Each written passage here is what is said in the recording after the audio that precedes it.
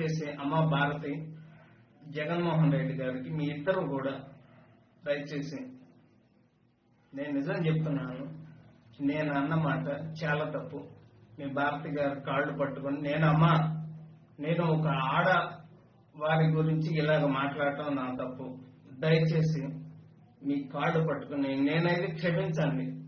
నేనైతే క్షణికావేశంలో ఈ మాట అనాల్సి వచ్చింది. క్షమించి దయచేసి నేనైతే ఈ రోజు మాట్లాడిన మాటలకి ఒక ఆడవారిని ఇలాగ మాట్లాడిన తర్వాత నేనైతే మాత్రం దయచేసి క్షమించండి ప్లీజ్. నేనైతే ఇంకనైతే వీడియోలు చేయదలుచుకోలేదు. నేను చేసిన పొరపాటు జీవితంలో ఇంకా నేనైతే చేయదలుచుకోలేదు.